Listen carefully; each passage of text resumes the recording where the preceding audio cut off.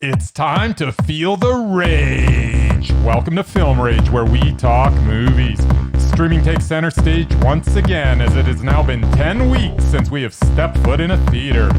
It takes 10 weeks to harvest Mountain Delight tomatoes. Large red cherry tomatoes also take 10 weeks to harvest. Sorry, I'm so easily distracted these days. What I meant to say is, directors and actors beware, as you cannot hide from the rage. My name is Bryce, and I'm part of the Film Rage crew, which also includes the man who sends me an average of 437 emails a week, Jim. Hey. Hello, Jim. So with the introductions out of the way, let's rage on. All right, this week on the podcast, we have a special edition podcast. It's all horror this week. We have a special guest joining us all the way from the place that is not always sunny. The agenda looks a little different, yet somewhat the same. We're going to do some extra special introductions. We're going to do streaming, the lists update, film genre favorites for horror, open rage, rage or dare, followed by shameless plugging, and closing with some eerie horror screaming. So we have on our episode this week, George from the Best Little Horror. And I always get that wrong. Sometimes I say it's the Best Little Horror House in Philly, but it's the Best Little Horror House in Philly. Nicely played. And I've been stalking George for a while on Twitter, so I thought to myself, hey, self, maybe we should find out more about this guy. So we were blessed enough to be able to be on his episode this last week, so hopefully I'll check that out. And after doing a bit of research and stalking of him, I figured he wasn't a serial killer that I could tell. So I figured, you know what, why not? George, welcome to the Film Rage, and why don't you tell us some awesome things about you and lots of stuff, whatever you feel like saying. Sure. Hi, guys. Happy to be here. Let me first say, not a serial killer. No, I'm not just saying that, I swear. Yeah, so I'm the host of the Best Little Horror House in Philly, although we are sex positive, so if you want to call me a whore, it's not the worst thing in the world. I'm on top of it. Basically, it's just a fun show that we do where every episode we talk about the best horror movie ever made, according to our guest at least. So the whole idea is that it's a really personal look at the genre. Our guest comes on, tells us about their history with the genre, sort of what their favorite subgenre within it is, and then we talk about their favorite movie, what they think is the best horror movie ever made, and its place in history and why it means so much to them.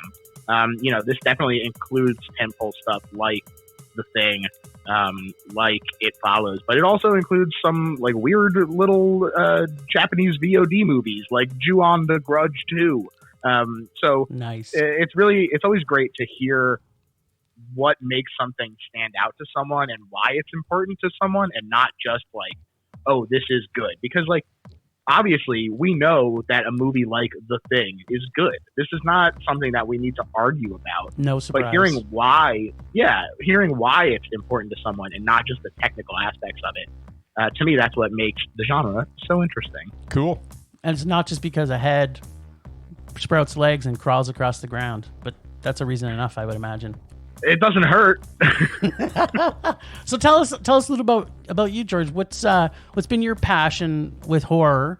And first of all, how did you get into horror? And why did you decide to do this podcast that you're doing? And first of all, obviously, thanks for being on ours. But tell us a little bit about George and why we can prove that you're not potentially a serial killer. Well, so as far as how I got into horror, it's actually, I've discovered through my podcast that it's a relatively common story where I was exposed to something very young. In my case, it was the It miniseries, and it just scared the absolute piss out of me. And, it starts this kind of weird attraction revulsion with it where you walk down the movie aisle and you're like, oh man, I can't watch any of these, but I can look at the covers and I can imagine what it's like. And growing up as Wikipedia started getting big, like I literally remember when Wikipedia was getting big, and being like, oh, I can use this to look at film synopsises for movies that I'm too scared to actually go see. And so, for a long time, I was a cowardly little boy.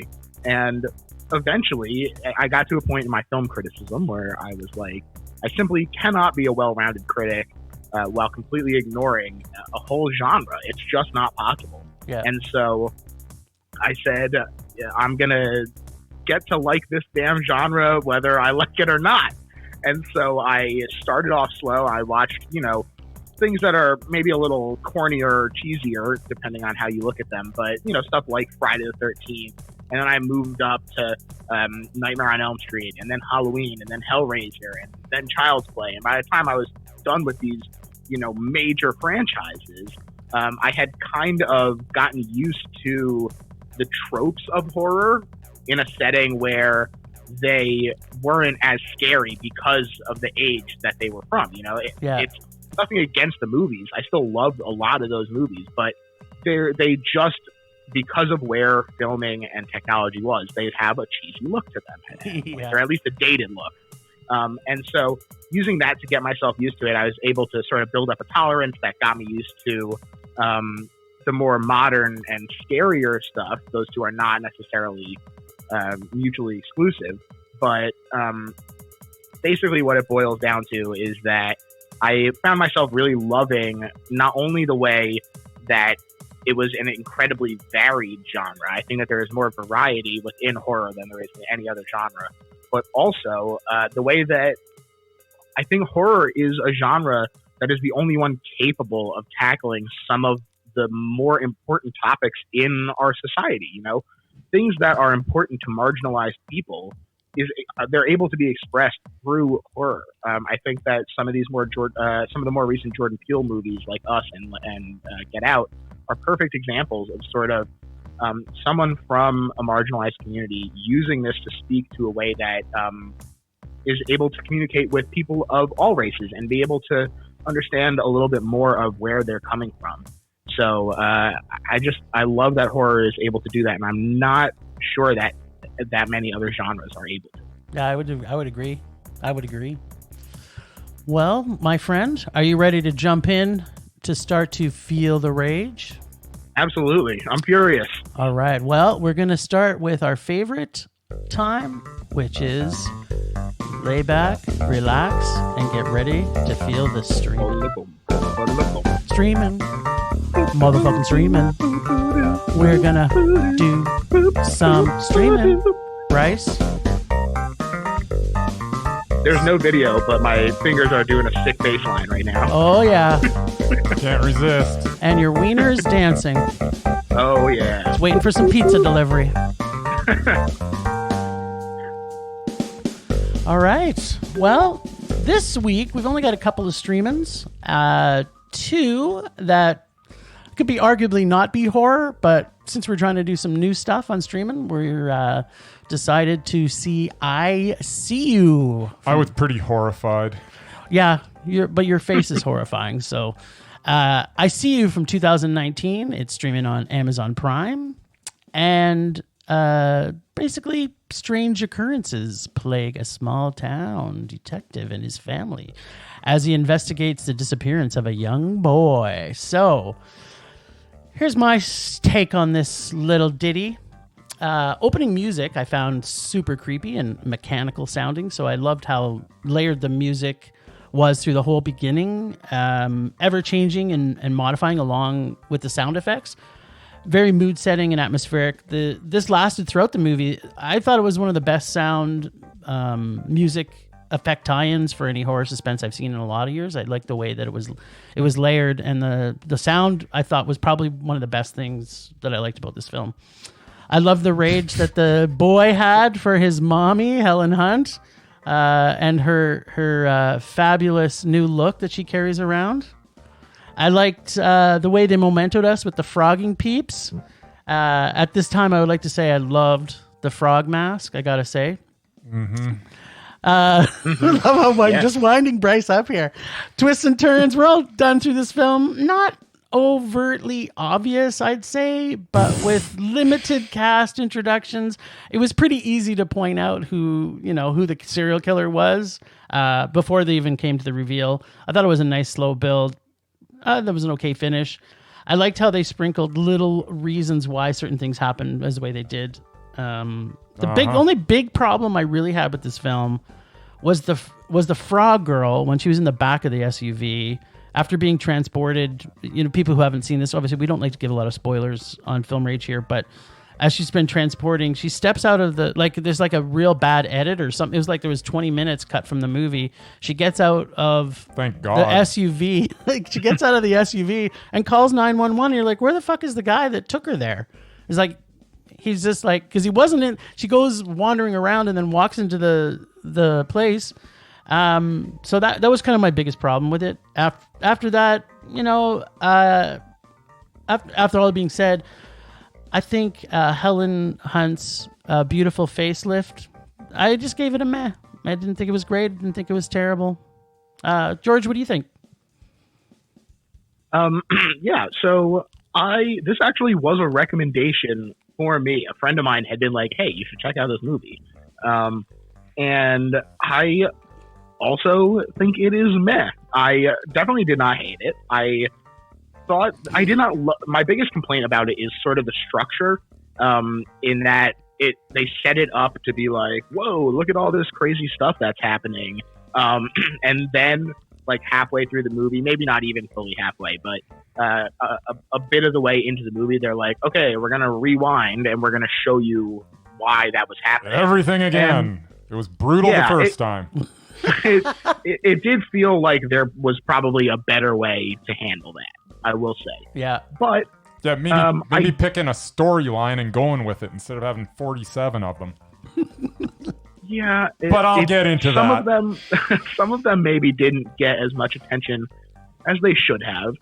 But I did think it was fun at the end. Like, just all the twists that they were throwing at you. Was it? Were the twists fun? I thought they were fun. I thought they were. I'm on Team George here.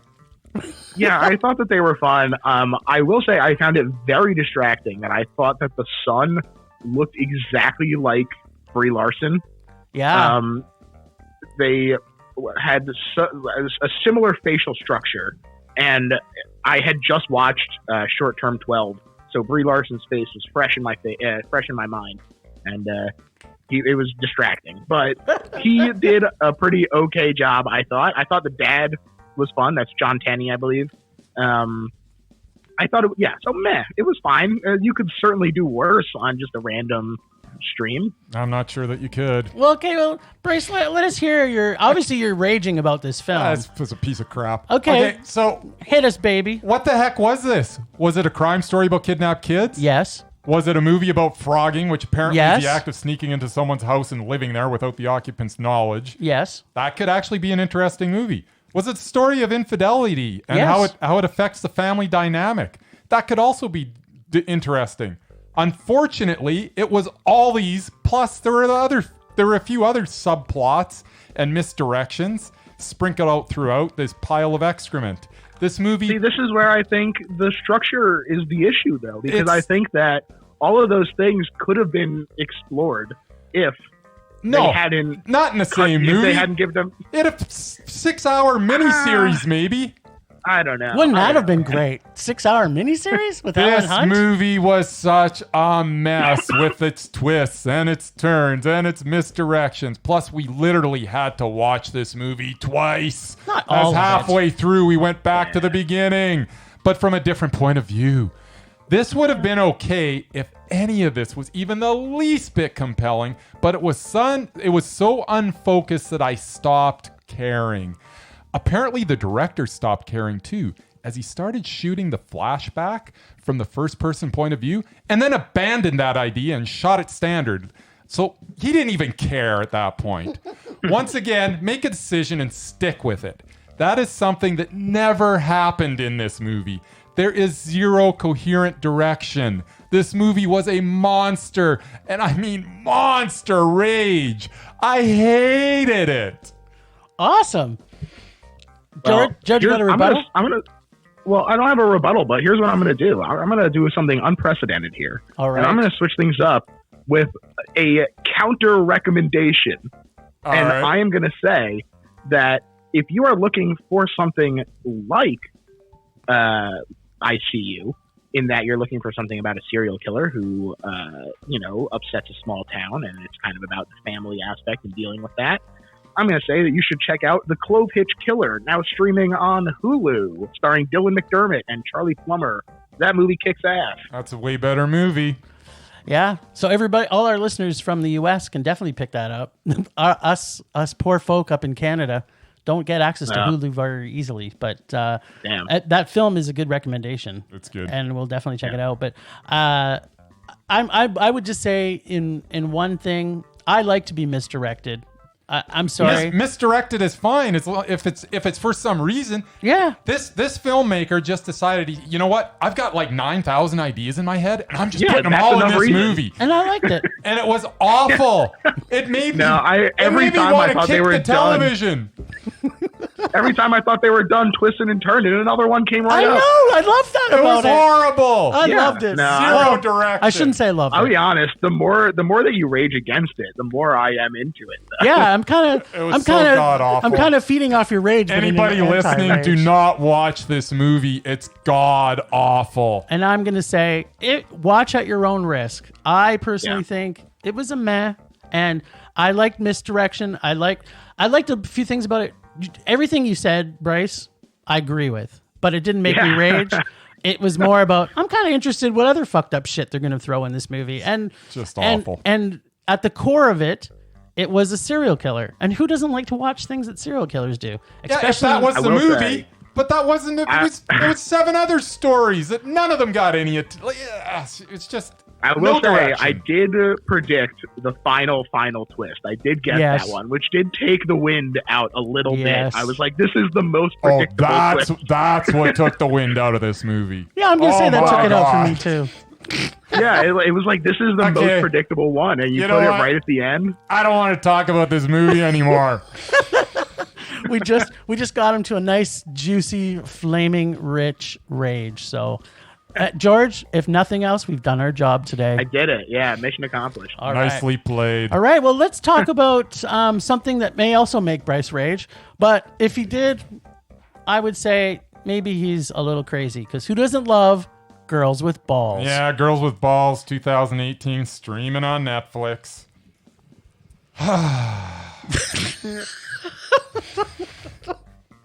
So, girls volleyball team bus breaks down in the middle of nowhere, and they end up being hunted. In France. Yeah, I hate dubbed movies to begin with. Give me subtitles every time. Why didn't you watch the subtitles? It had the ability. No, wait, I had a subtitle. Yeah, one. I read the subtitles too. Although I guess in this case it saved me from having to read the absolutely brutal dialogue. I realize the intention with this one, however, the execution was just awful. If you're going to make a horror comedy, it should be scary and funny. This was neither. I literally did not even smile, and I sure as heck didn't laugh, because nothing was funny. Silly movies. If all the jokes were the same. Silly movies are fine if they are fun. This was not fun. Rage. I don't even want to talk about it anymore. You guys go gaga over, oh, it was funny. No, it wasn't. It was terrible. Okay, well, because you didn't watch the same movie as us, George, what do you think? Because you and I watched the same movie. We watched the actual French movie with English subtitles. George, hit us, baby. Yeah, so I genuinely am curious if it was the same jokes, because, definitely not every joke was hilarious, but I laughed a handful of times. Here's my big issue with this movie, and why I think that it could have been saved if one thing was different. And at its core, this was definitely supposed to be an homage to exploitation and grindhouse movies. This is sort of supposed to be like a 2018 version of the movie Planet Terror. Oh yeah, basically. Yeah, absolutely. But it looks so clean. It's just shot on a digital camera. It looks totally normal and sharp lines and everything. And I think that if they had used a film camera and they had dirtied it up a little bit, I think that sort of exploitation aura would have come through a lot more instead of feeling at odds with sort of the like indie comedy look of the movie. So, you know, once I realized what they were doing, I was like, okay, I guess I'm kind of into it, but like just the whole look of the movie, I felt like kind of butted up against the spirit of it. And it's not as bad as Bryce makes it sound, and it's not as bad as the reviews on Letterboxd would make it appear. Like, it has like a 1.9 on Letterboxd. Yeah, that's about right. I was like, I don't think that is fair to this movie. It's definitely not for everyone. No, it's definitely not for everyone. But if you are into this sort of movie, and they are few and far between these days, it's, you know, especially ones that are accessible to just your average Joe and Jill, I would say that you could probably do worse. Maybe not much worse, but you could do worse. And I will give it a soft meh. All right. Perfect. Okay. Well, Bryce, I need you to turn the music down on this for this one because there's going to be some singing involved in my review. So just like Julie Andrews... I think maybe I should turn the music up then, No Jim. way. And those listening along can sing along with me if they knew the words. I wish Sorry, what did you say? I can't do my song if you have it too loud. I can't do two things at once. I'm a guy. All right, go ahead. Well, I'm do a your guy thing. for today anyway. Just like Julie Andrews in the mountains with the van trap little brats. These are a few things. These are a few of my favorite things. And I just want you to sing along. And sing along if you know the words. Volleyball, short shorts, and knife sharpening hillbillies. Random strip teases in the hostels with creepers. Macho man dance with two gay hillbillies. These are a few of my favorite things. When the dog squirts like a toothpaste. When the headless duck man walks. Just remember a few of my favorite things. And then you won't feel so bad. I should have left the music up. No. Wow. First rule of serial killing films set in the mountains is don't fall for homemade road signs. Got every stalker, forest killer stereotype. Ben Kingsley's cousin as the leader. Meat grinder avec foot. Scout camp meetup gone wrong. Creepy family who look like they eat people. Hint, they do. Not a surprise. Movie felt like The Hills Have Eyes meets Jawbreaker meets Monty Python meets Meatballs. No, that would be good. I actually love how they thought death with volleyballs could save them from multiple times. So here's my favorite line from the movie. Let's split up into two groups. You mean two groups of one? Or the other one could be, need a spiker, you fuckers? Craptastic man. Because I had my fill of ladies who kick ass and punch dicks. And they did manage to have a lot of balls and squeeze a chihuahua like toothpaste. So it's also very short. Yeah. Which does help. Thank God. Yeah. It was a meh. I didn't hate it. I didn't love it. Yeah. But I'd like to see some creative things. Yeah, well. Here's my question. Okay, what is it? What did you think of the choice to not have the bad guys talk at all? Well, I don't think any of them were actors, so it was probably made it easier for them not to have to say anything. Yeah. I thought it was a weird choice, but it worked for me. Like 3/4 of the way through, I was like, are they really just not going to say anything this whole movie? And that's exactly what happened. And it's weird. It's a weird choice, but I have to respect it. And I didn't care. That much is clear. So you're trying to tell me you didn't like when they squeezed the chihuahua like a tube of toothpaste? No. You didn't love that at all? No. Is it because your animal rights in you is hating it? they should have done practical effects, not with the dog, but with like. It's just. Well, I guess you probably still could have done a practical effect with it, but Yeah. But It would have made it funnier. I will say, yeah, at some point I do get a little tired of CGI blood. CGI blood's but the worst. obviously, this is CGI is the worst. Movie. Yeah, this is a low budget movie, and at some point, squibs become cost prohibitive. Yeah, and I think it would have been worse if they had done some squibs and some CGI. yeah. So I guess I understand why they did CGI, but I feel like there are some technical things that this movie really could have benefited from, including better film and practical effects. More And squibs. if it had that, who knows with this movie? It could have been great. Well, I'm sure if it gets any buzz anywhere, that we're going to get a remake from the U.S., which will help me to build my It's gonna rage get- for later. No today. buzz, no remake. It's never gonna see the light of day again, and it shouldn't have seen the light of day in the first place. All right, It's so crap. we've got 2 rages from Bryce today. He's on a good roll, and we've got two sets of double meh between you and me, George. Oh, yeah. Great minds think alike. Take All that, right. Bryce. Yeah. Well, Whatever. the list this week. Last week on the lists, we had a couple of new names added to the Mesmerized list and one added to the Undoubted. This week, our special guest has a surprise addition. He is going to hopefully get it to the list. George, I'm just going to give you a little bit of intro on here because last week I had to see just one more movie, which Junan, was that what it was called? Junan, yeah. Junan. Now Bryce, just tell us, Junan is by the director. Paul Thomas Anderson. There you go. So I had to see that, and and you did see it? I did get to see it. So it wasn't a mondo. It was a man. But All right. I'm going to say that. But the music was Mondo. The music was fantastic. The music, if it was just the music, it would have been a super mondo. I kind of like the little bits in between where It- they just kind of, guys like laying on his back. He's taking a little siesta, and they just come Yeah, up with a camera and it they was- ask it him was a couple just- questions. it was It's just- real casual, and it was just good. It was just pretty rando. Like I it know. was- It was great. George, Nothing happened. I loved it. George, are you a fan of his, by the way?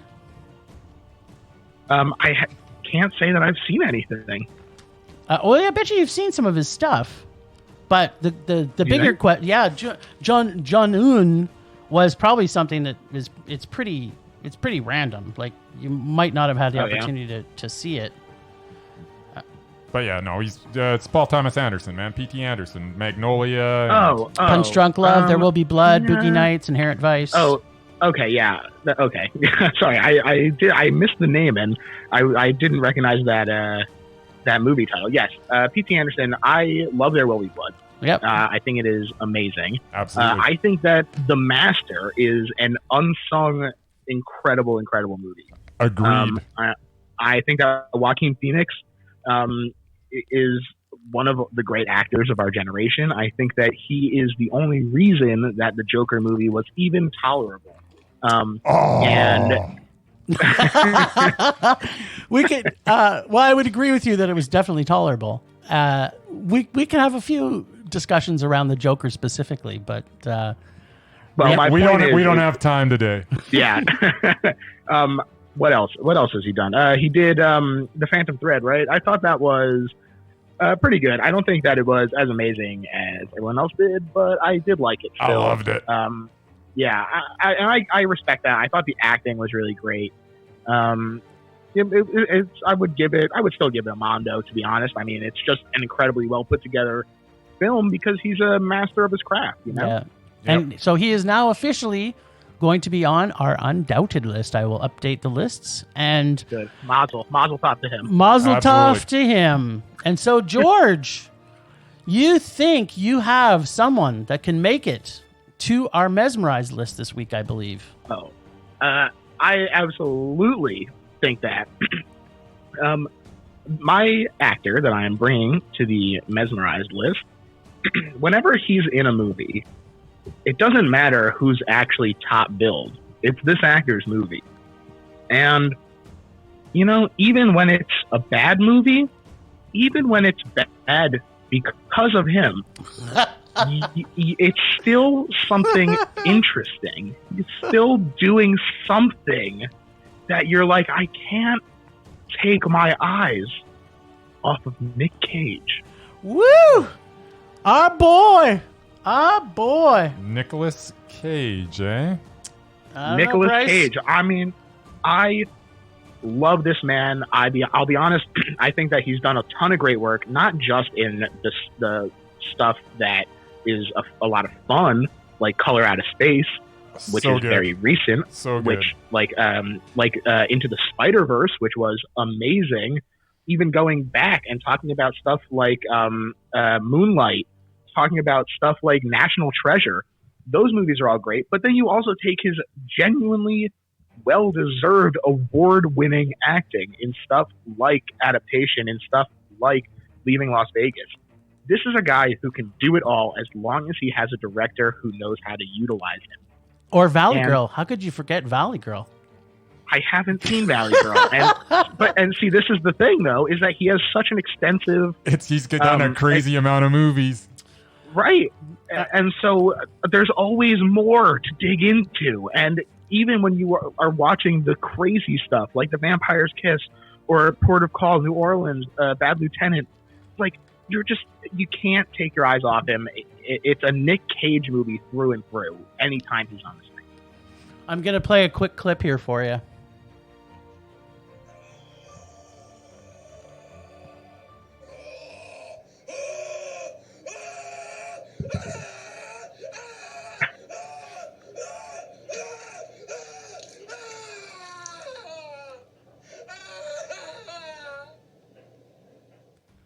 This is what I'm saying. I don't care. Even if you're like, wow, that sucks. It's terrible acting.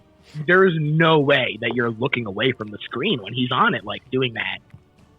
Yeah, plus he's in his underwear. So how could you not continue to look at him? He's in his underwear. Dancing around, drinking vodka. Yeah. All right, Bryce, I'll let you go first. What is it? Is Nick on our Mesmerized list? Of course he is. And I got to say, I love him almost as much as I love chocolate, and I do love chocolate a lot. Yuck. Wow. Hey, there's vegan chocolate. You shouldn't talk like that. I don't like chocolate. You're dumb. All right, well, looks we got two on the list this week. I've got a quick Doubted I want to run down for you two. And obviously, because we've got our fabulous guest, George, on with us, if George doesn't agree, that doesn't happen.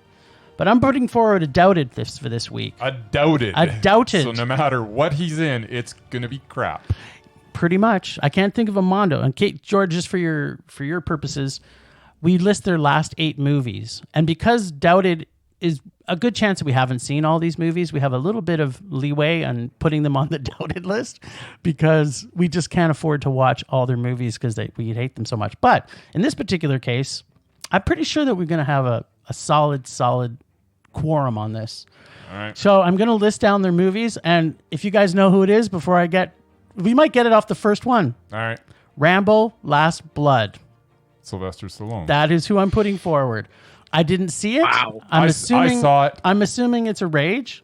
Escape Plan: The Extractors. We've already talked about that. It's a rage. That was awful. Backtrace from 2018. It got 3.7 on IMDb, and I haven't seen it. Didn't see it. Creed 2 from 2008 is a rage. Escape Plan 2, Hades, is a rage. Okay. Guardians of the Galaxy 2 was a meh. Creed 2015 was a rage. Really? Reach Me 2014 is 4.9 on IMDb, and The Expendables 3 was a rage. Okay, I'm sorry. Creed was a rage? Yeah, it was terrible. Madness. Creed 2 was a meh. No way. And Creed was a mondo. What? You mean you're That's trying to tell me crazy, we man. can't put him on the list? He's not doubted. Oh my God, Creed is He got nominated for an Academy Award for it that. doesn't matter. It was good. No, basically Creed is Creed is good. no man. Here's It's the Rocky. thing. I don't think he was that good in Creed. He's not good in anything. I think that Creed was a very good movie. Creed was a very good movie. I would concur. I can't watch another boxing movie with him in it. It's just all the way through it. I just wanted to. If I actually had muscles like his, I'd just punch him in the face. Well, he comes on screen. This like, I don't want to take this personally, but I do love Rocky IV.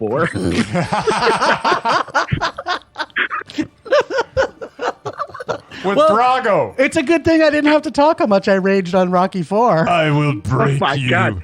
If I can change and you can change, then everybody can change. Everybody can change.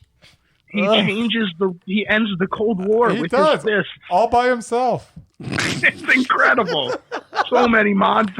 I tell He ya. chases the chicken. I see 3 of them out there. Hit the one in the middle. Oh, okay. Like, see, Rocky IV is the best. you're just giving me flashbacks to being in It's rage, so good. rage heaven. Well, apparently he's not on the list because we've got a Mondo. Although Creed was Mondo. I could play the card that I didn't think it was a Mondo. We both would think it was a Mondo. That's not the card. But the fact that when did that be the card? we have to agree on everything. We have to agree on whether. Yeah, if you said it's One Mondo gets him on, gets him Yeah. off. All right. that's. Well- Have you read the rules? You're the one that typed them out. I'm the one that voted on him. All right. Well, I guess that's apparently it. Sylvester Stallone is not doubted. He's safe for now. Bryce Now is you're back, Sly. there you go. And subtitles, and Bryce will be watching the Rambo's Last Blood. Have you seen that one? Yeah, I did. Did you love it? No, it's god awful. Okay. Well, he'll stick to watching him because he's not. It had kind of a confusing ending. He's too, not with him doubted. sitting on his porch. I think he might have been dead. I don't know. Hopefully, there's always hope. That's all I can say. That's it for the list this week. Now we are going to talk our favorite horror movies of all time. Ooh, that's kind of creepy. It's a little creepy. I'm feeling the joy of horror here. All right, so I'm gonna blast through my honorable mentions. I could barely get this down to 20 films and I didn't even get into all my weird. These are just most of this stuff is mainstream because I couldn't get outside this box. There's a few surprises. Number 10. Yeah, I struggled.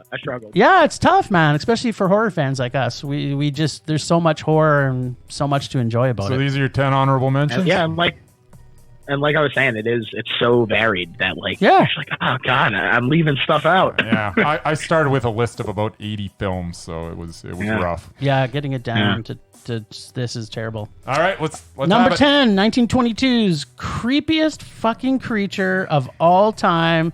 The vampire that walked the earth. I don't even think the actor wore makeup for this, and it's Nosferatu's 1922. Honorable mention. Oh yeah. Number 9, Martin from 1977. George Romero's stab at vampirism. This film still got that bite, George. I love it. I love Martin. Yeah. good. The Vanishing, the original from 1988 from Cool. the Netherlands. Also made my favorite foreign language film list. So there you go. Just see it already, for God's sakes, people. Number 7, Silence of the Lambs, 1991. Nice. It goes on my list, or else it gets the hose again. One of the best movie adaptations, in my opinion, ever. Night of the Living Dead, 1968. My boy George's, and not our boy George, who's on the list today. Did I say boy George? Our boy George. Our boy George. What does Culture Club have to do with this? Yeah, I don't know. Karma Chameleon? Hey, I am a karma chameleon. Yeah. There so- you go. It's his first feature, and his present to us all was that he made it without any copyright. He is the nicest man that has ever lived, next to Oh. Jesus, of course. Wank, wank. Insert foreshadowing here. There is a creepy little fucker in this film who happens to kill their mommy. Number 5 is The Shining. Kubrick mind fucks us via Stephen King. Room 237 is open for business, babies, and makes the list of one of my favorite subgenres, which is creepy little fucker movies. I told you this might be a Does thing. nothing for me. I told you this might be a thing. So be prepared. Love The Shining, but creepy little whatever Fuckers you don't say. do it? I don't go for the blue language. Well, you got blue balls though, so that counts for something. Number 4, Prince of Darkness. John Carpenter gets down with Alice Cooper, and in my opinion, it's his scariest and creepiest film.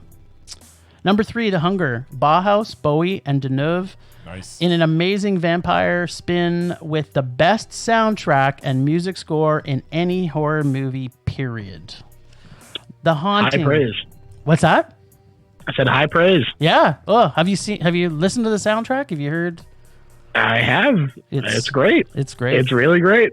The Haunting from 1963. This black and white gem still makes me jump scare every time I see it. Number 1, honorable mention, Rosemary's Baby. Come to Daddy Mia Farrow. Roman Polanski, I'd like to introduce you to the devil before you become a pedophile. Please, Satan, can I have some more? Oh, not actually in the movie much, but the baby being Satan's kind of makes it a creepy little fucker movie for Satan's baby. Number 10 on my top 10, Train to Busan.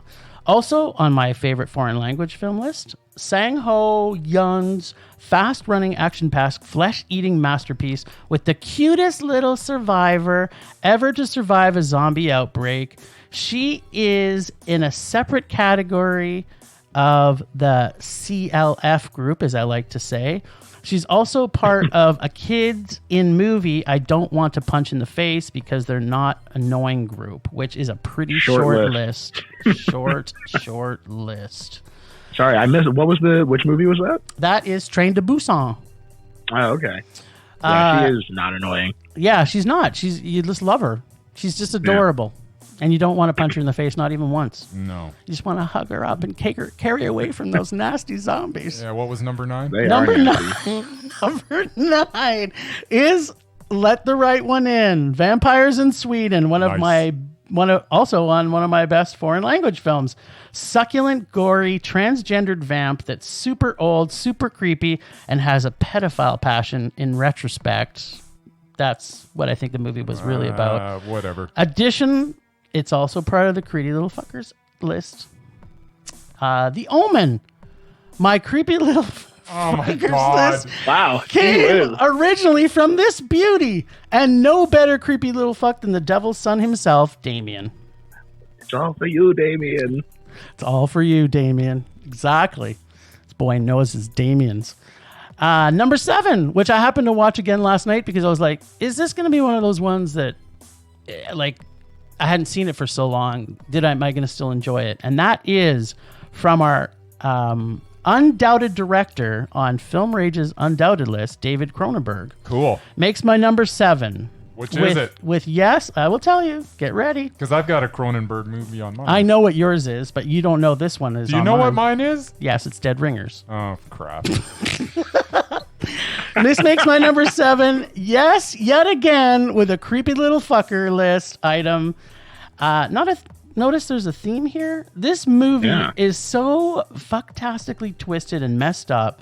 Man, I want to live inside David Cronenberg's brain only for a weekend. What is the movie, for God's sake? Sorry, John Malkovich. You're not nearly as exciting. And it is The Brood. Have you seen that one, George? I have not. This is, I think, the first movie on your list that I have not seen. Oh, no, there was whatever the one from the Netherlands was. I haven't seen either. There you go. There you go. Dead Alive, number 6. Also made my number 1 favorite comedy of all time. But apparently, it's not as scary as it is funny. This PJ film is, in my opinion, the best film and is sure to make the top 19 favorite films of all time. I kick ass for the Lord. It had its moments. Great movie. It is a great movie. Number 5, The Evil Dead, the original. Tree Rape, Book of the Dead, Raimi Vision, Ghost Demons, Zombies, all rolled into a series of films so brilliant it has spawned generations and multiple reboots, all done well, I might add.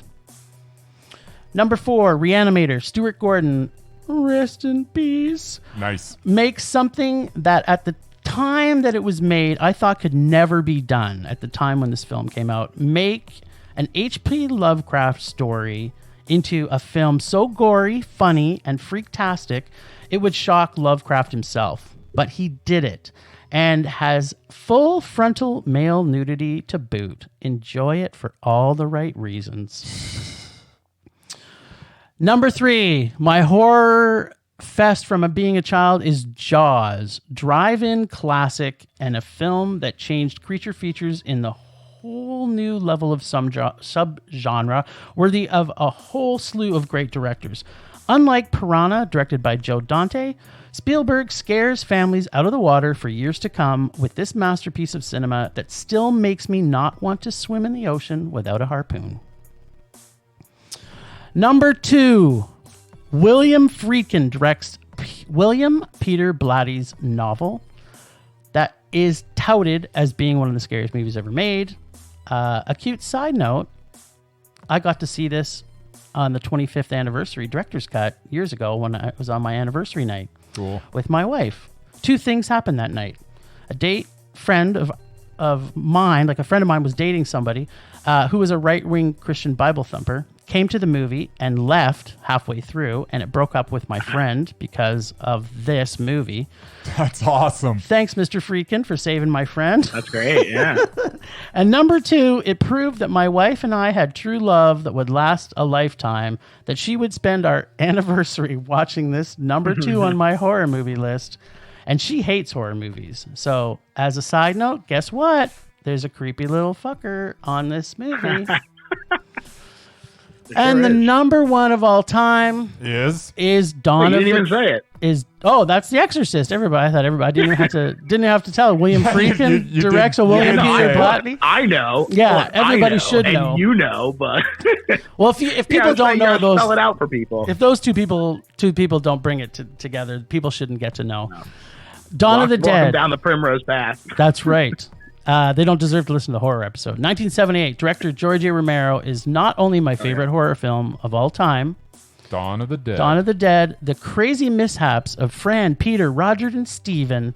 Old friends will stay deadlocked in my brain forever. I just pray that when I go old and senile, that I start to believe in, and that I live in Pittsburgh in a crappy 70s mall until the day I die. And if Tom Savini can ride in on a motorcycle, cut my head off, or disembowel me to finish me off, that would be the perfect death or afterlife. As a side note, not a creepy little fuckers movie, but there are zombie versions of them in this movie. And although not what the movie focuses on, there was creepy little fuckers in this movie. Tom Savini's pretty buff. He could probably still pull it off. Oh, totally, man. He could ride in on a motorcycle and cut my head off and disembowel me in seconds. All right. He's the man. Georgie, give us your list, buddy. George is up. All right. I'll try and go quick as well here. So I start with honorable mentions here. And number 10 for me is A Girl Walks Home Alone at Night. Cool. Nice. This, I think, is a really awesome update of vampires. And it's got this really cool black and white look to it. It kind of calls to mind James Dean. It's very like steamy and kind of soap opera-y. There's lots of like looks of longing. It's just great. It looks absolutely beautiful. And it features a cat in the starring role. So there you go. I like creepy little fuckers. You like cats. There we go. Hell yeah. Number 9. This one was really tough for me. I struggled between the first one and the 5th one, and I settled on the 5th. I'm going with Final Destination 5. I love the whole idea of Final Destination, just the whole like inescapable Rube Goldberg machine, death stuff. I think is so fun. And at the spoiler alert for Final Destination 5, it's been out for a while, people, but at the end when they reveal that it was a prequel to the first one, and they get on the plane from the first one, that was cool. It truly blew my mind. Sweet. I was very high, and I almost fell the fuck over. It was incredible, and it really stuck with me. So that's an underrated. That's an underrated franchise. It really is. Yeah, I agree. I think so. I think there's only one genuinely bad one, and the rest are all various shades of pretty good. Yeah. Number 8. This one, I'm shocked that it's this low on my list, but I'm going to say Hellraiser. Cool. Yeah, I love the whole aesthetic of it. I think is really great. It's really unique. Chatterer is one of my favorite horror icons. He's just great, and I think that Pinhead is great too. Pinhead's awesome. It definitely has devolved a little bit in recent years, but you know that first one is still pretty unimpeachable. The last one wasn't bad. Pinhead's still the top in that relationship, I believe. Yeah, I agree. And Chatterer is I definitely also the bottom. Hey, he's making it work though, and I agree, Bryce, that the last one was not that bad. It was a step up from the previous like 6. Definitely, and it at least felt like a Hellraiser movie. Like a lot of those other ones, it's very obvious that they like bought a script and then turned it into a Hellraiser movie. So wasn't that so bizarre? It's like all of a sudden you've got this movie going on, and then Pinhead just shows up. Yeah, it's like, hey dudes. This one at least felt like a Hellraiser movie, but Sweet. It's nothing like the original. No. Yep. Good one. The next one, 10, 9, 8, 7. We're at 7 now. I did not number these like a fool. Number 7 is The Stepford Wives, the original one. Oh, cool. wow.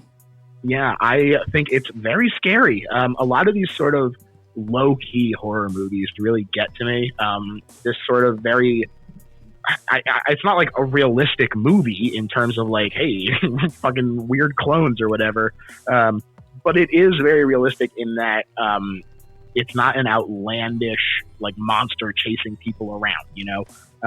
And, you know, I think that it's an interesting look at a topic that still needs to be talked about more in terms of the way that men treat women. And it's great. It's just a great movie, and I have not seen the remake. I hear it's more of a comedy, which is disappointing. Yeah, it's not good. It's not good. Don't do it. I probably won't. Number 6 for me is Cube. Wow. I love Cube. I think it's so fun. It's a simple concept, and it just speaks to me. I don't think that the acting is particularly great, but I think that it's fine for what it needs to be. It captures a time for me. I love the fact that you're putting one of our Canadian icons on your list, buddy. Thanks. Hell yeah, man. Hell yeah. And I try to be really good about being like, you are not the things that you like, and it's not a personal attack when people don't like something that you like. But I have never felt rage like when my buddy Jerry was like, Cube is stupid and I hate it. And I was angry with him. We can't be friends anymore, Jerry. As you should have been. Did you remind him it was Canadian? It shockingly did not have any effect on him. But we're so likable up here. Yeah, I agree, but you know, it was shocking, and now he's dead to me. So. Next up is Christine. I love this movie. I think it's so fun. I love a slasher movie, and I love the way that Christine looks. And if you put together a slasher with the way that Christine looks, you have a pretty damn great movie to me. And again, it's sort of this very simple concept that I think works well. You know, this is something that I love, is when people don't try to do too much, they just perfect what they have as a concept. Simple's good, man. Yeah, simple is good. Keep it simple, stupid. That's what they say. Yeah, kiss it. Yeah. Yeah. Next up is Alien. Oh, this movie, it's. But just an aside, real quick, Jim thinks that it's a comedy. No, Aliens is a comedy. Alien is not. Oh, there's a huge difference. I would agree that it's much more. It's there are definitely comedic Bill aspects. Paxton makes you laugh your ass off.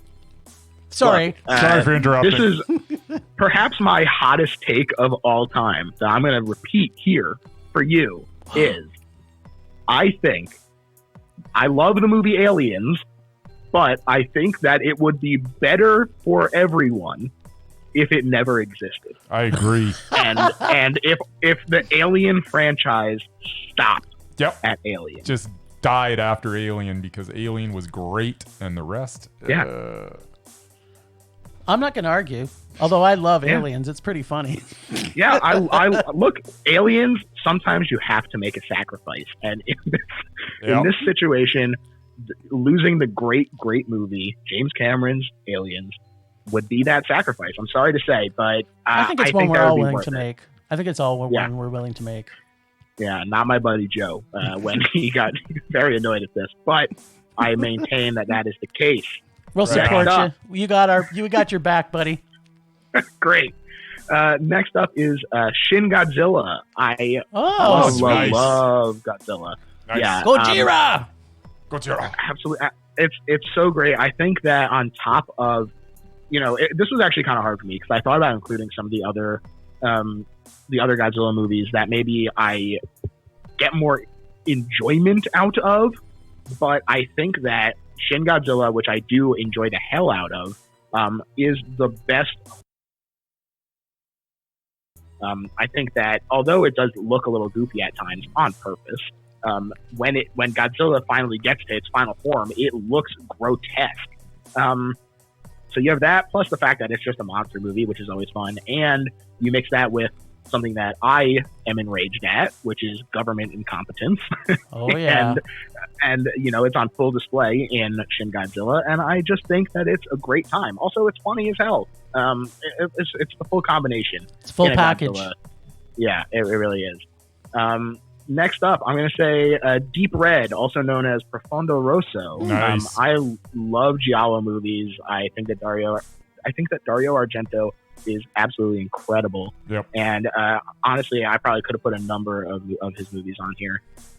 But Deep Red, I just think is so great. I think that the theme song for Deep Red is better than any of the other Goblin scores. Yeah. I know. I'd fight you on the Dawn of the Dead score.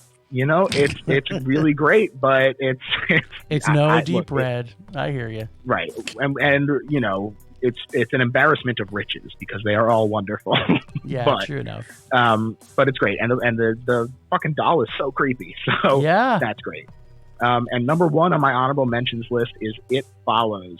This movie is so scary. It's like just the whole idea of this overwhelming presence, this thing that will constantly follow you for the rest of your life, I think is really frightening. And on top of that, the fact that there is a lot of room to dig into with your own theories, but it's still left vague enough that even if you come to a different theory than maybe someone else about what it's supposed to mean, it's not necessarily like, well, you're right and I'm wrong. It's just like, well, this is just our interpretations. And I like that.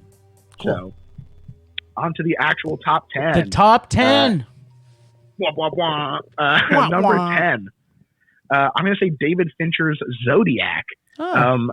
My actual favorite genre is not horror. It's the genre of people looking at files.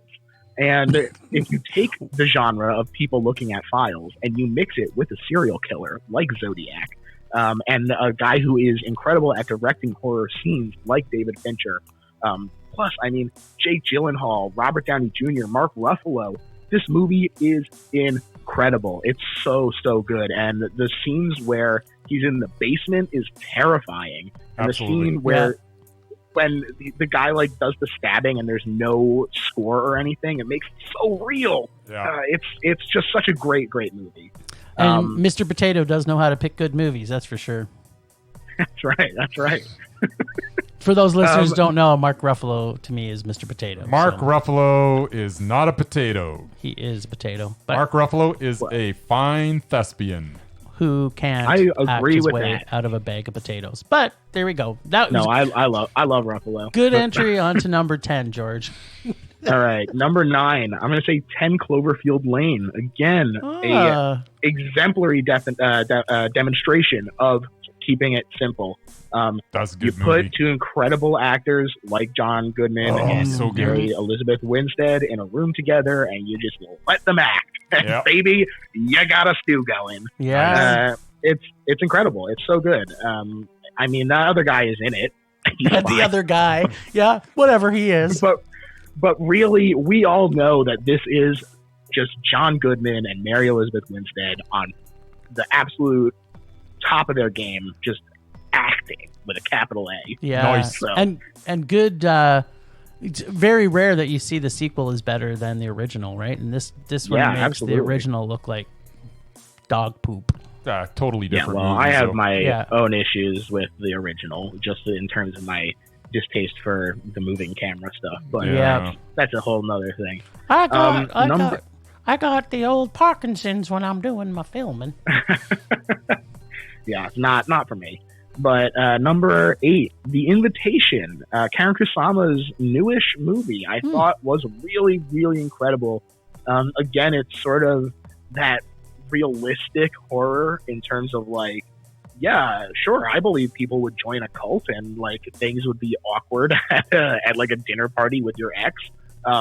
It's the way that they capture that and sort of play with your mind and really get you to go in the shoes of the actors and be like, well, how long would I stay there if I was in this situation? Like, at what point would I be like, this is too weird and I'm out of here? I just think it's really great. Cool. The next one is Psycho. I mean, good Lord, y'all. There's a reason that it's still around. Alfred Hitchcock is a scumbag, but he knows how to make a goddamn movie. Sure does. He does. And Psycho, as you know, some might say the progenitor of the slasher genre, which is my favorite subgenre. It owes a lot to Psycho, to say the least. And I watched it again very recently, and it holds the hell up.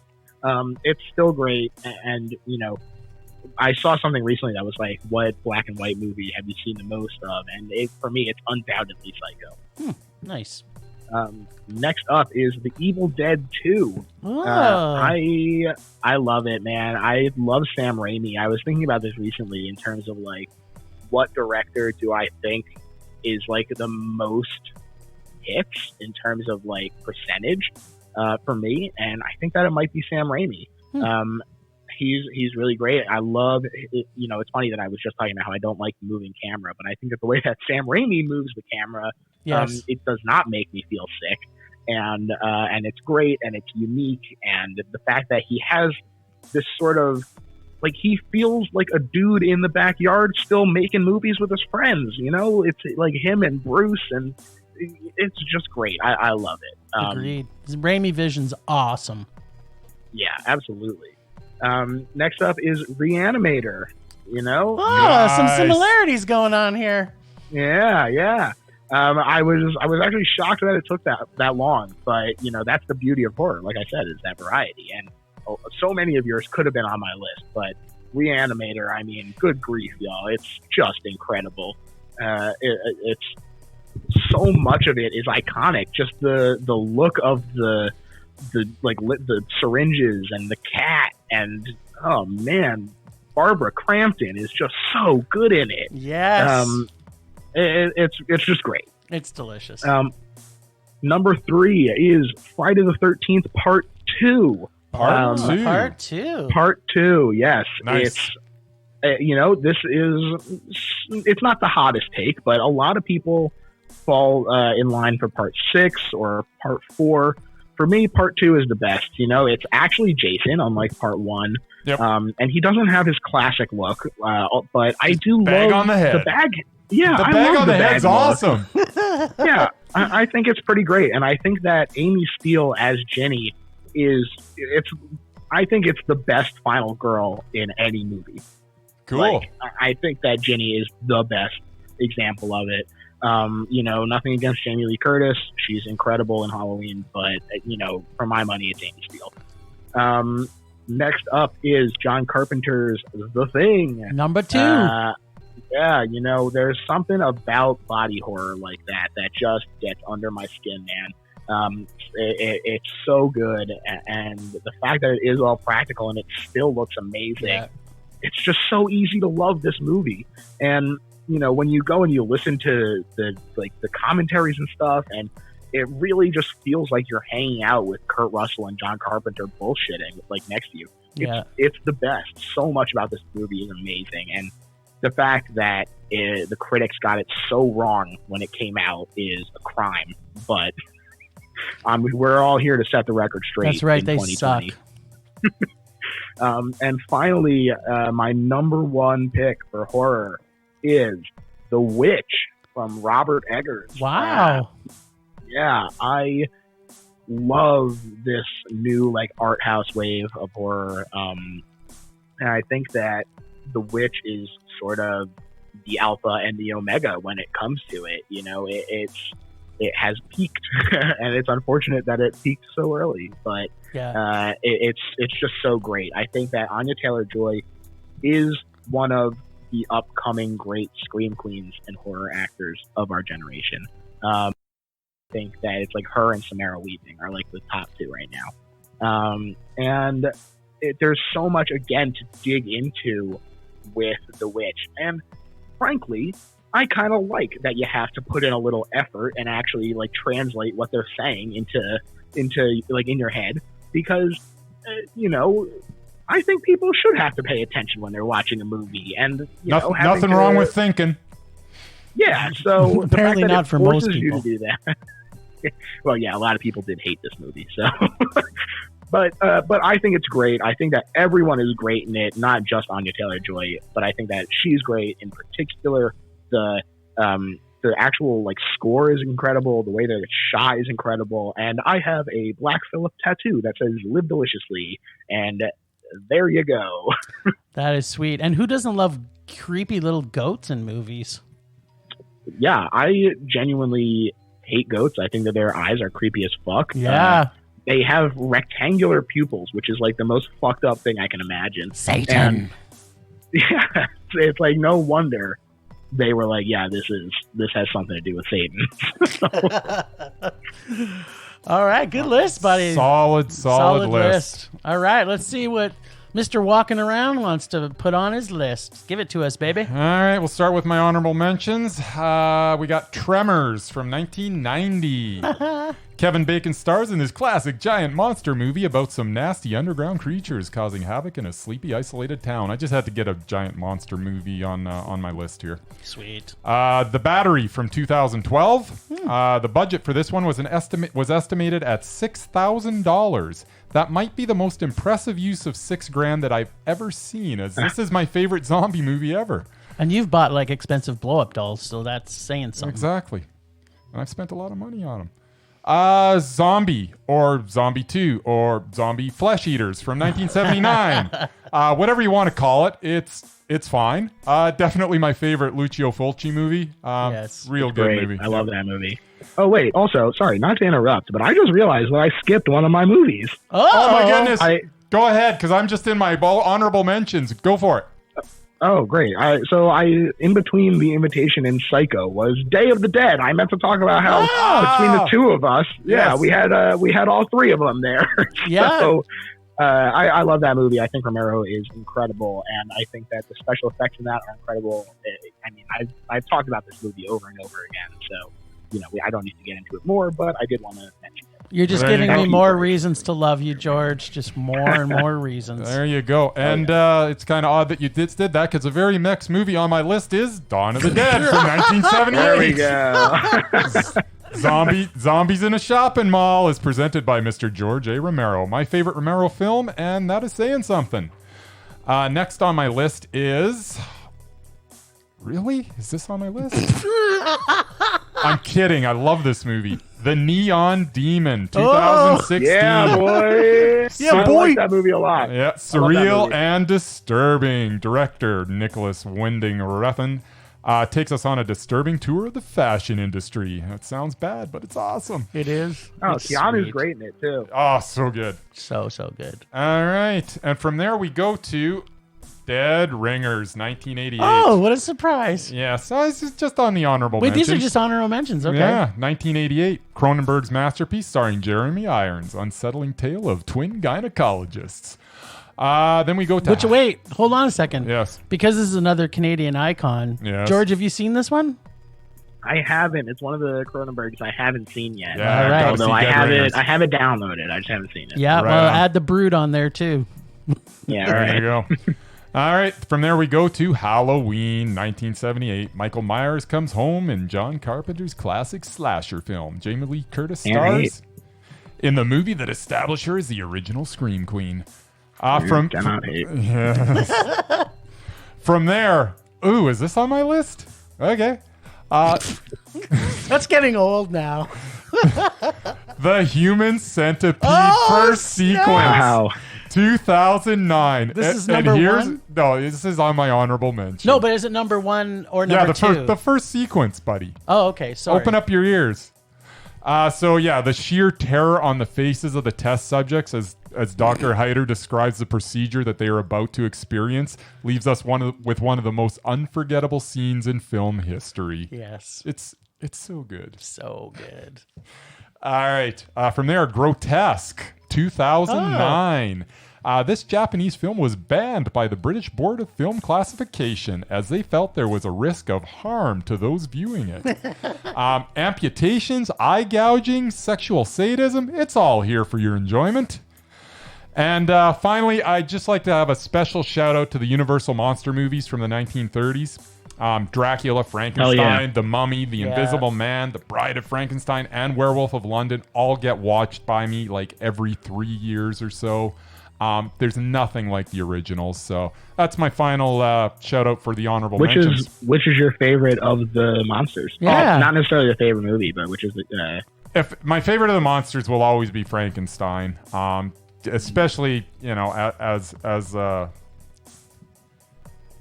the emotion that he conveys in those movies with all that makeup on him is it's crazy. It kind of matches Bryce's personality for the most part. Yeah. Right? Quiet, Nice. silent, but deadly. Yes.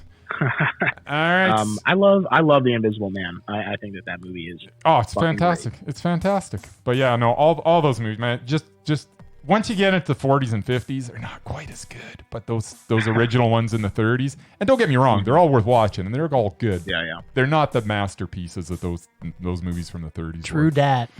All right, so here we go. Now is my top 10 horror movies of all time, and it's fitting that I'm ending this because my list is, the one that matters the most. No. Number 10, An American Werewolf in London from 1981. John Landis balances humor and terror in my favorite werewolf movie.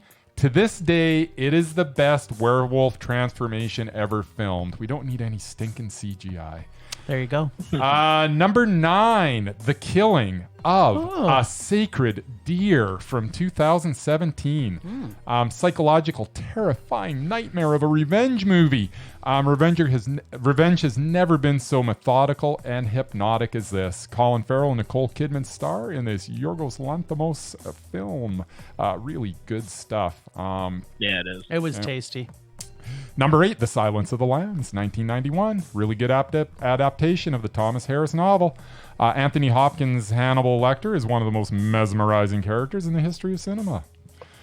Number 7, and I was surprised this wasn't on your list. Wreck wasn't on your list. Yeah, no, I had to. It didn't make it. It fell off, and it's number 7 on my. That's crazy. But Yeah. anyways, hey, Wreck. I'm not saying it's not super manga. 2007.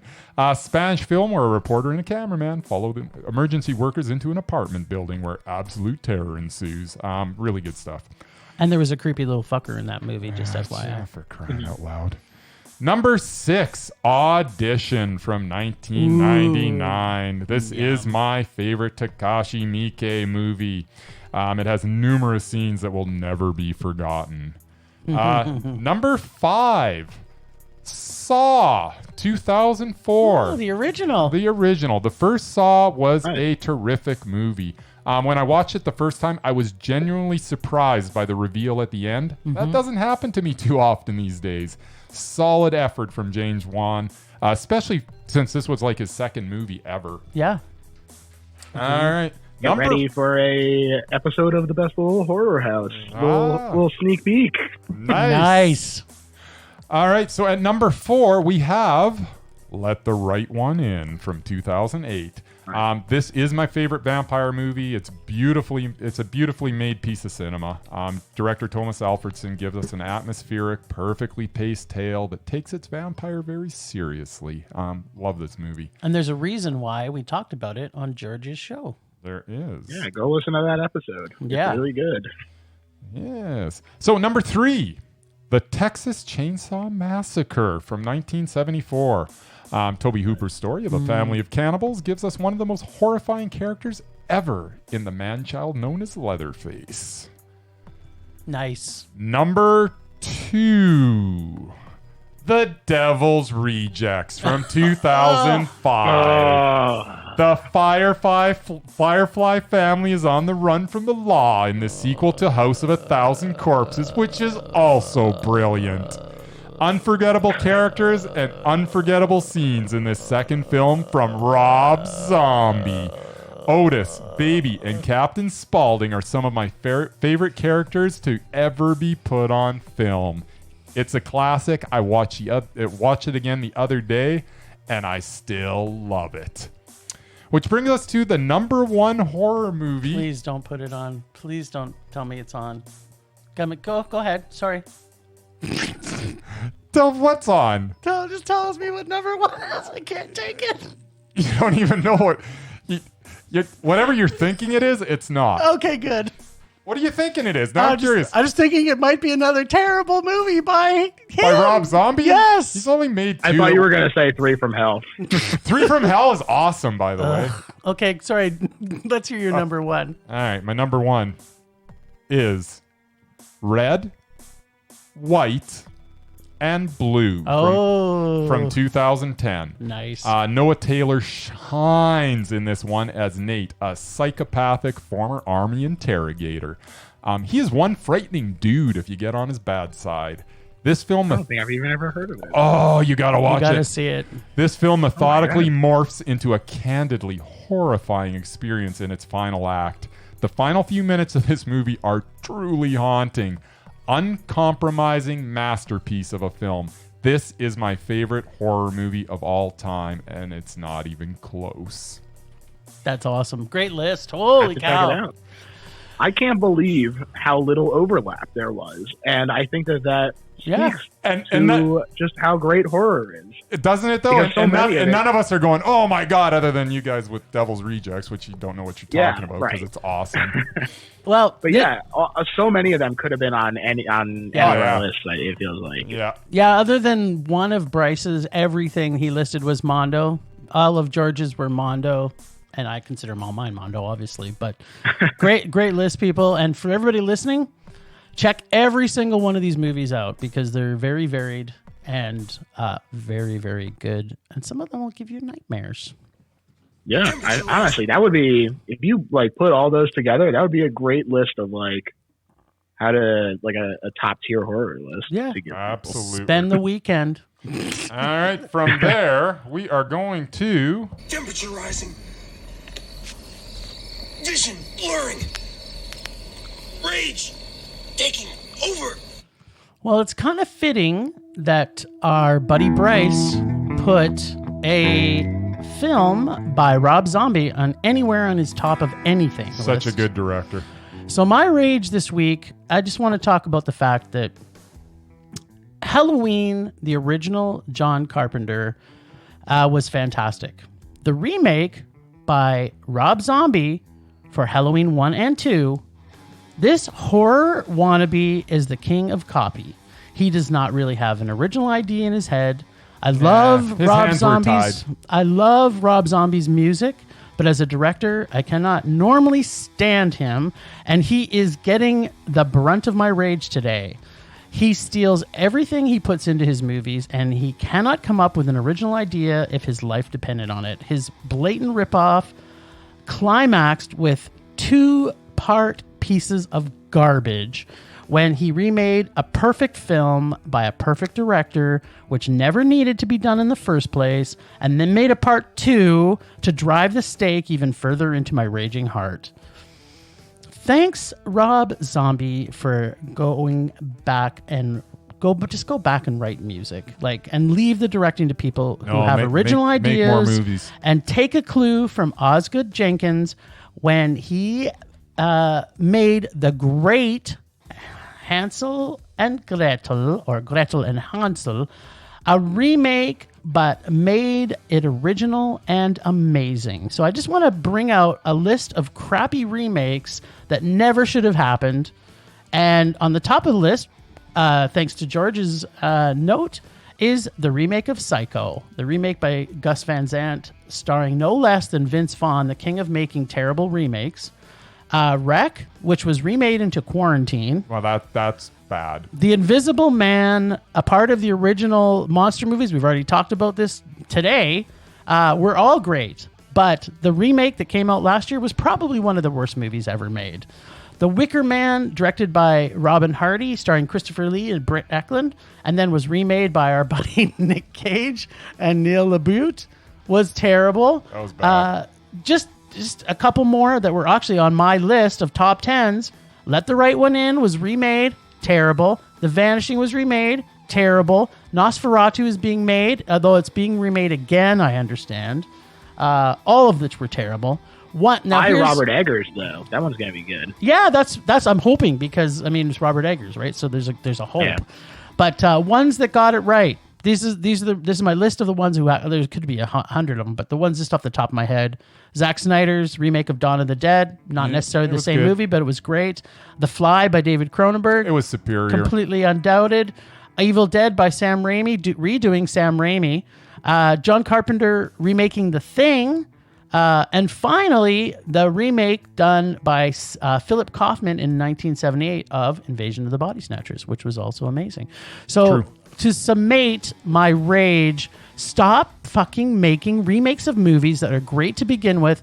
Just put them back out on art house theaters and let us go back and enjoy a real good movie. Hey man, Rob Zombie's only human. They put a bag of money in front of him. And Okay. said, all right, I'll do it. I want to just say at this time, this is man, another just one no. of Bryce's, in his mind, everything's okay because he loves Rob Zombie. If this was any other director, that guy would be fucking lambasted up one side, down the other. Where's your pocketbook? I think you even had a rage the other week where you talked about, people shouldn't just make things for money. They should do it for actual real art. Rob Zombie Dude, is a fine director. No, that movie, Halloween and Halloween 2 are the only movies that are banned from my show. Attaboy. because I simply cannot muster up the enthusiasm to even fake that it's my favorite movie. Attaboy. I loathe what Rob Zombie did to that franchise. I think the fact that he goes into Michael's childhood is the dumbest thing I've ever heard. His actions are so much worse if he has a normal upbringing.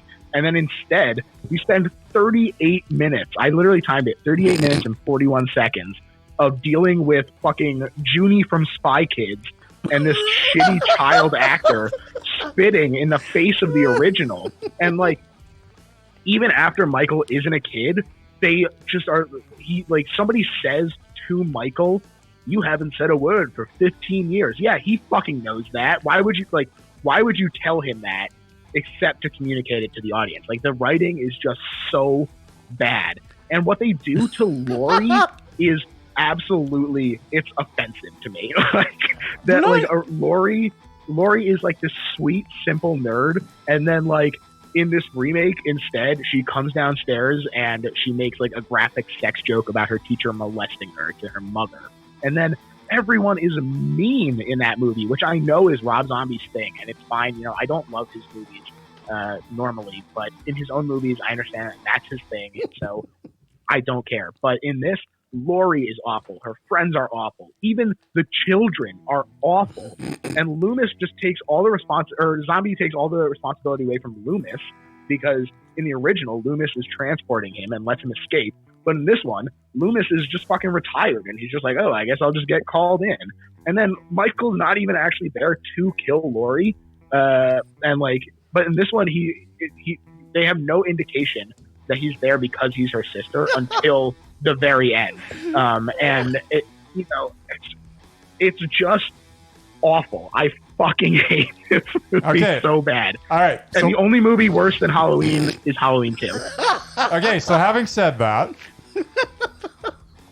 the movie posters were awesome.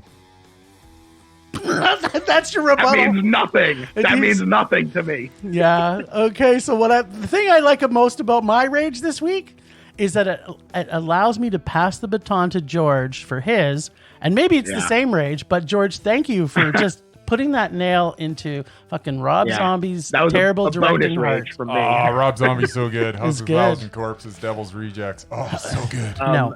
It is not the same rage this week. My rage is Cinestate. Cinestate, for those who do not know, is a media conglomerate owned by Dallas Saunier, as well as other people who are invested in it. But you might know them better as the owners of such media pieces as Rebeller, Fangoria, and Birth Movies Death as of a couple of weeks ago.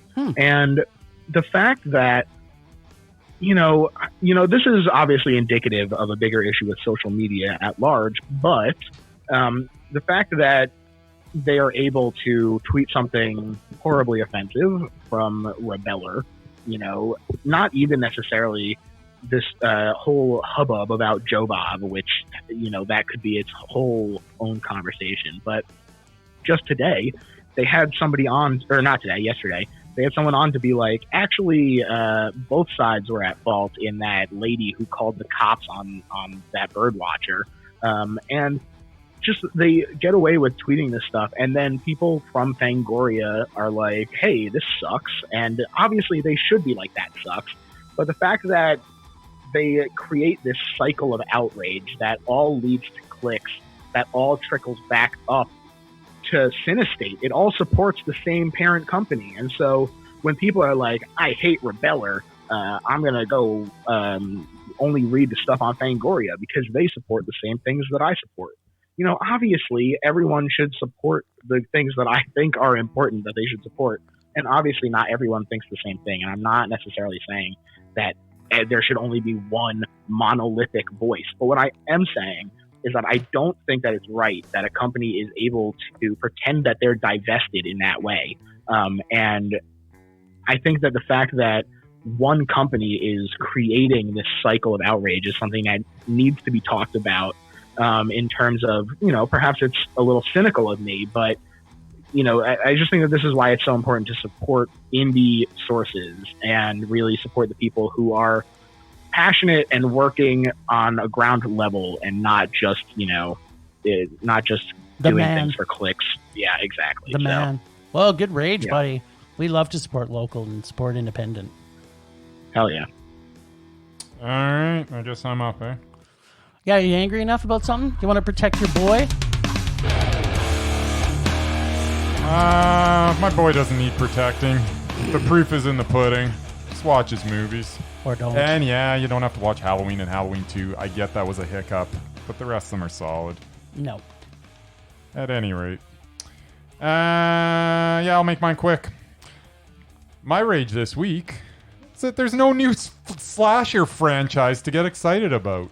In 2017, we got Happy Death Day, which was followed by Happy Death Day 2, so it seems that we might have an attempt at starting a slasher franchise, but, time will tell with that. But that's it. Before that, you have to go back to Hatchet from 2006. Hatchet. Yeah, both the Hatchet and Happy Death Day movies were a lot of fun, and I need more of that. I've had my fill of ghost stories, haunted houses, possessions, and the like. It is time to produce a movie with a man, preferably in a mask, wielding some sort of sharp device that can cause copious amounts of blood to be spilled. It is time to pile the bodies one on top of the other. And it's time to create a character that I want to see repeatedly in sequel after sequel. Jason, Michael Myers, Freddy, Leatherface, and Chucky have had the slasher market cornered for a long time. Please, no more remakes of these movies. Give me some fresh blood and give it to me now. That is my rage for the week. Cropsy, can we please bring back The Burning? No, let's not bring back anything. I hated the first one, but they definitely wanted a franchise. I don't know if you saw Hellfest, but I thought that movie sucked, but they were very eager at the end. Yeah, I gotta agree. For a franchise. I'd be hankering for a really good slasher film. Hey, I love slashers. Good. I would eat that shit up. Yeah. When's the last time we've had you go back Friday the 13th and Halloween and, you got 6, 7, 8, 9, 10, 12 parts or 12 sequels. That's the way. We haven't had anything like that in forever. Here's the other thing too, is that I think that Hatchet is pretty good, but it's also a horror comedy. Like it's definitely meant to be over the top. Yeah. I want just genuine horror. Let's get a genuine slasher. Yeah, I like it to be earnest. You know, I understand that. Wait, are you This saying day and Ernest, age- like Ernest goes to camp? No, he's Look, not, I Jim. think that Ernest is a delightful man, but also I love when horror is earnest, and I understand that we're maybe at a time where it's just not possible to have a movie where a guy drinks a potion that makes him invisible and then drives him crazy. Like, that really, I think that the new Invisible Man really kind of cemented that, where I was like, damn, we really just can't get like an earnest, weird horror movie like that anymore. Like, it has to be like, oh, it's science and he's just a psychopath in his own brain. Yeah. So it makes me sad. I agree with your rage. There you go. Maybe Japan will save us, or Korea. If anyone can, it's can hope. Japan and Korea. We can hope. Yeah. Cool. All right.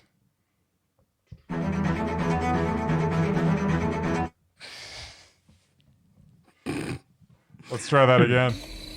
Rage subsiding. Pulse slowing. Anger fading. Oh, I feel so much better now. All that rage out of my system. Oh. George, how are you feeling?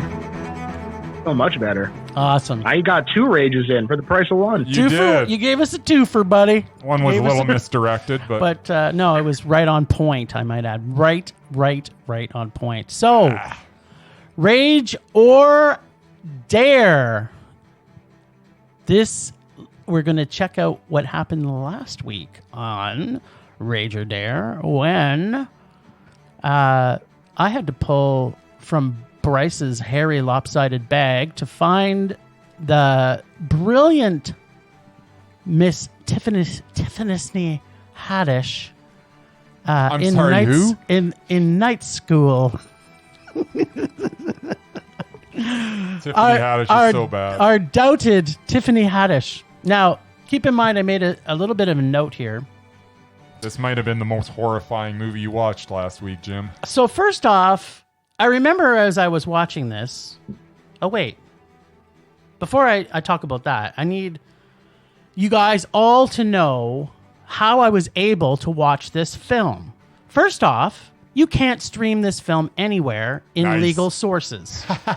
So I went into every streaming site that's available here in Canada. I also went on to Apple, but guess what?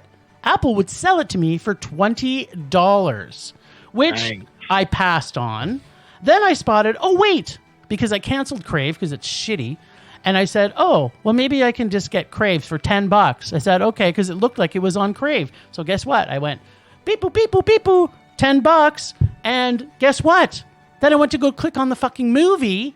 And after that, it told me, oh, no, it's not part of that package under Crave.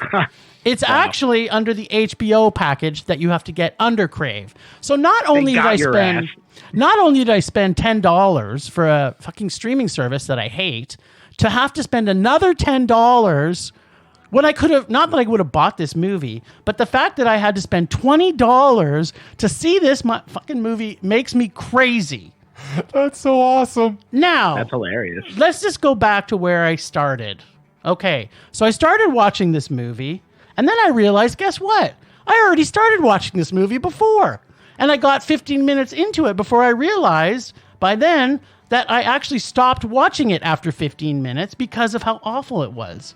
And that's my review of my $20.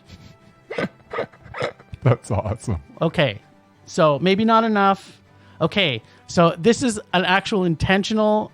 You need to realize that when you do weird names or that you have autocorrect. So, okay, Tiffany Hadfish. Wow, what an autocorrect. What's the best thing about this movie? And we all know how doubted she is. So here's a simplified breakdown. Dialogue, ugh. Acting, barf. Comedy, no. 40-year-old students, uh-huh. I've never seen so much terrible in a movie I watched since the last Kevin Hart movie. And it's safe to say our girl, Tiffany Haddish, is still on our doubted list. Favorite line, and that Cheeto dust will give you that Trump color. Solid gold, Tiffany style doubted rage. That's perfect. That's exactly what I was going for. So I'm making a vow right now, if we pull from one of each other's stinking bags, or if George gives us a dare this week and we cannot get it for under $10, I am not watching it. That's fair. I have a source for mine already, so okay, you're in luck. $20 to watch that movie. That's awesome. You can get an icy hand job from an Edmonton hooker for less than that. And that's my rage for this week. George, so normally on our show, we would actually be able to rage or dare each other. But as you are our lovely guest, we're going to let you dare Bryce and I what we got to see next week, buddy. Great. So my original plan was to dare you to watch something that I actually love. It's definitely a bad movie, but it's a lot of fun. And that movie is not what I'm going to dare you to watch, because instead we started talking on Twitter about the movie Love on a Leash. And boy, just think everyone should see it.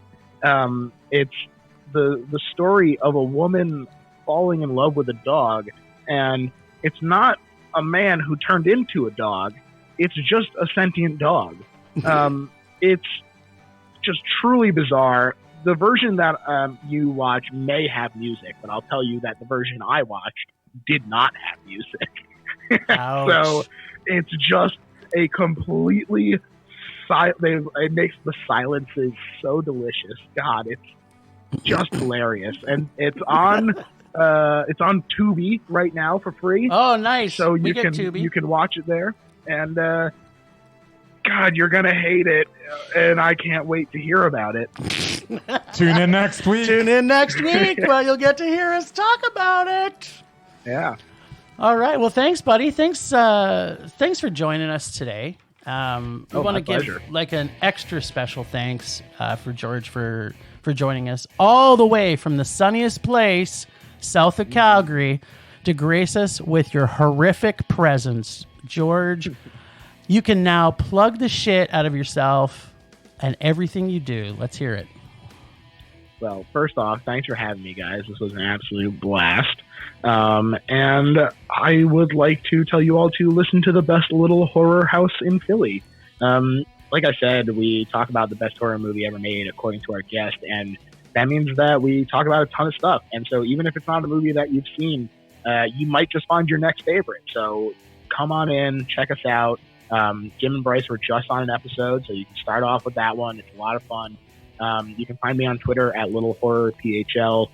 You can go to www.littlehorrorphl.com as well, and that has the podcast right there. It has links to all the podcast places that it's on. It has the RSS feed, but it also has links to all the social places and merch if you decide that you love the show so much that you want to support it that way.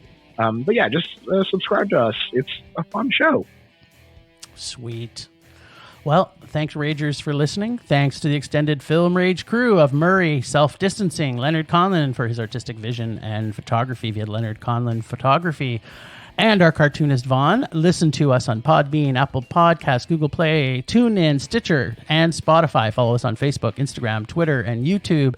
And check out our website at filmrageyyc.com. We are always wanting your feedback to make this a raging blast for all listeners. So please comment often, and please make us rage. Please, please. Thanks again, George, for joining our team of Ragers. We look forward to the next time we meet. That's it for this week. Rage on. Rage on.